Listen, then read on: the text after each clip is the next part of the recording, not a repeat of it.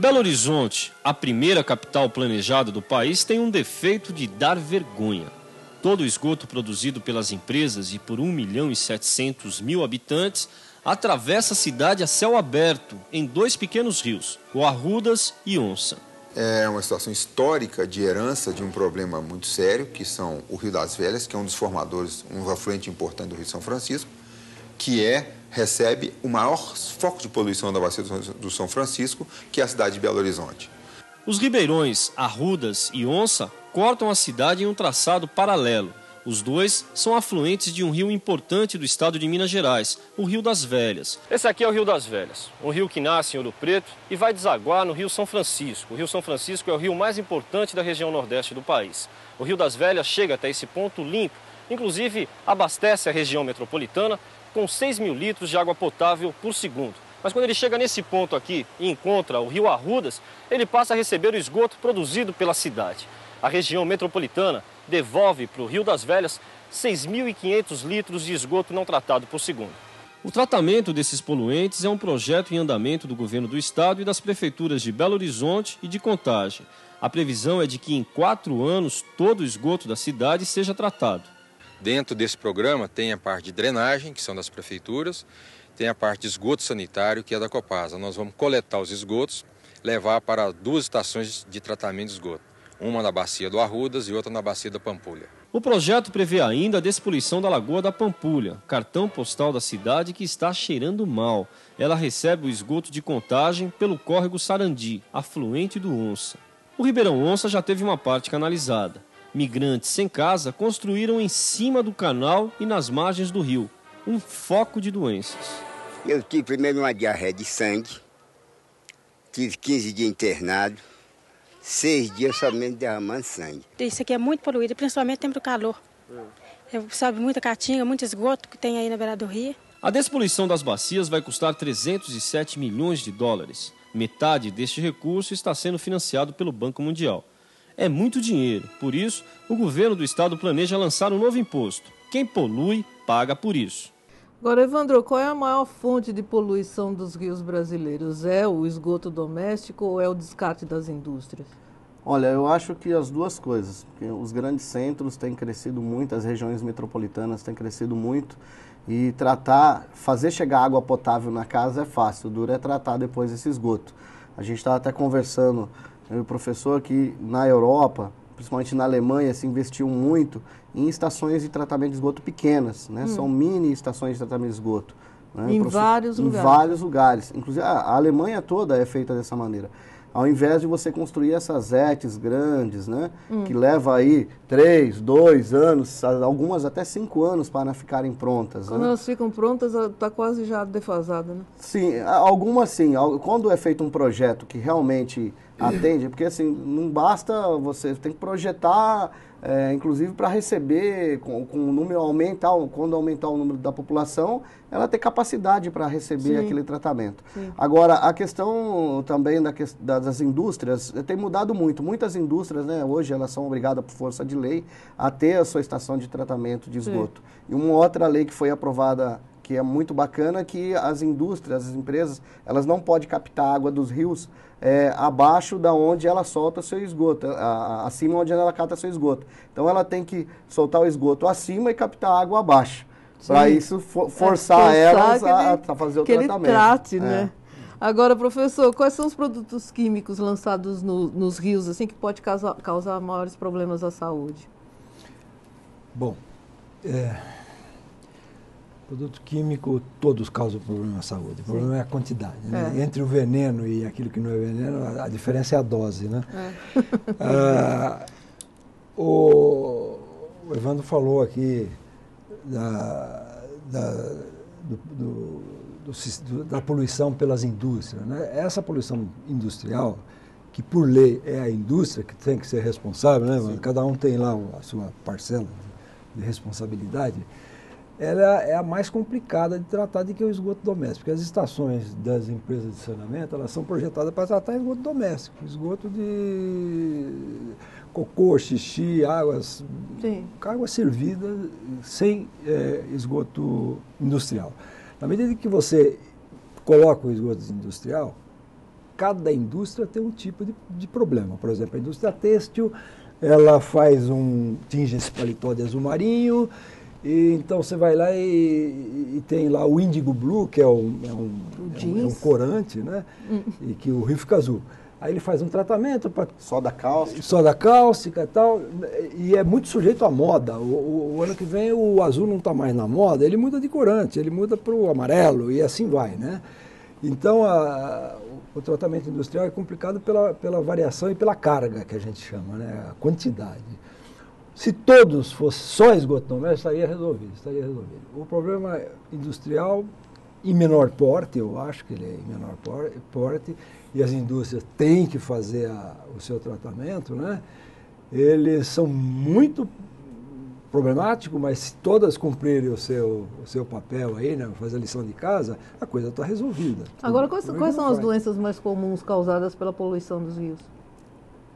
Olha, as doenças de infecção hídrica, né?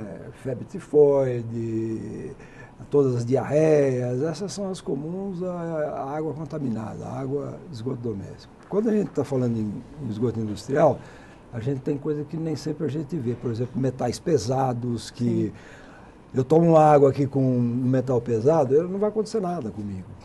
Porque pode até estar em grande quantidade, a não ser que seja, né? Mas acima dos padrões não vai acontecer nada, porque o efeito é a longo prazo.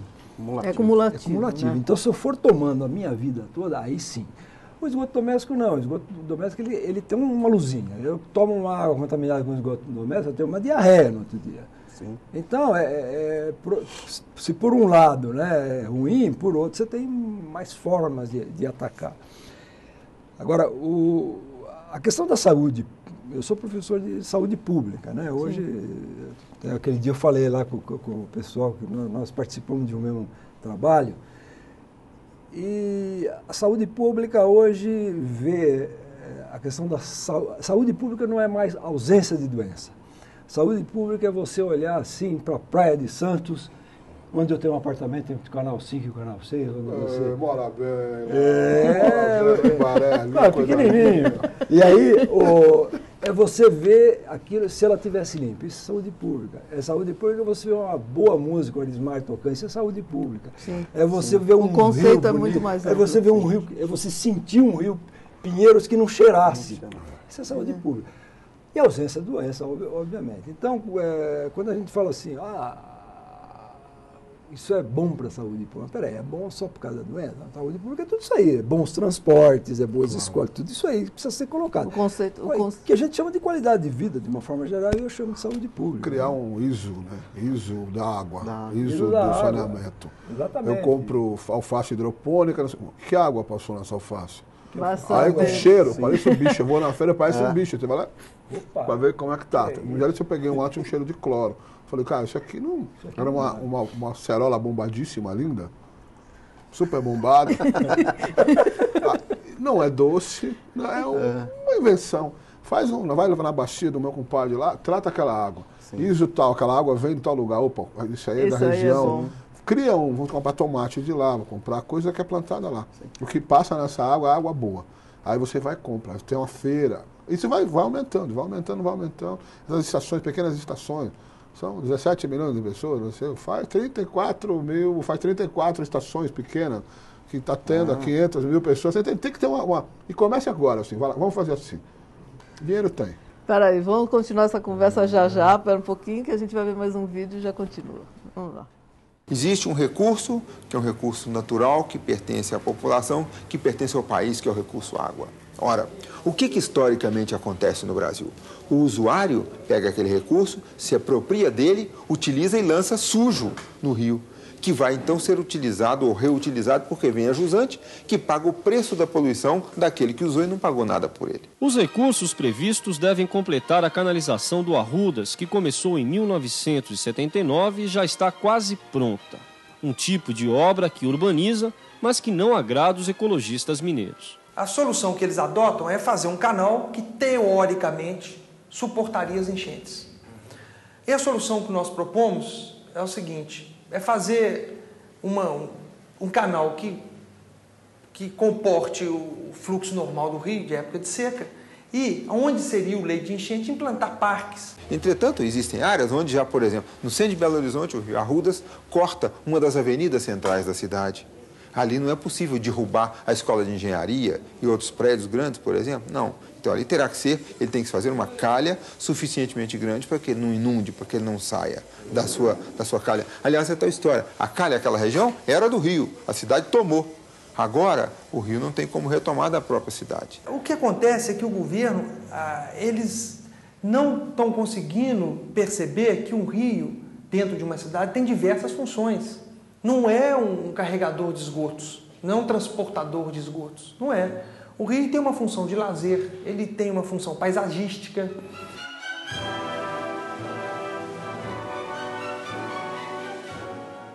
Quando o governo veta uma coisa que todo mundo está vendo que deveria aprovar, é porque é uma questão, sei lá, de privilegiar grupos econômicos e coisas assim. Na visão de quem está batalhando ali, o que significa um veto do governo, um projeto que você sabe que está certo? Olha, é claro que é interesse econômico, né? O sistema capitalista, ele é dessa forma. Existem dois grupos, né? Os opressores e os oprimidos. Sempre teve isso e sempre vai existir no sistema capitalista. E é claro que é por questão de interesse, né? Então, vem falando que é por vício de iniciativa, que não podia partir do poder legislativo, tinha que vir do executivo, sendo que passou por todas as comissões na Assembleia, foi aprovado. Impossível aquelas pessoas que estão lá não ver se aquilo lá não era matéria do legislativo. É claro que era uma matéria do legislativo. Então, a gente acredita que é por questão de interesse mesmo, né? E um afluente tão importante como esse, né? Esse nós estamos brigando para derrubar o veto. E aí, no Código Florestal, nós estamos brigando para vetar. Peraí, nós vamos chegar lá. Agora a gente vai colocar a música na conversa, a gente já volta pro veto da Dilma. Vou veto e volto. Vou veto e volto. Arismar, é agora que você toca. Eu vou tocar uma valsa.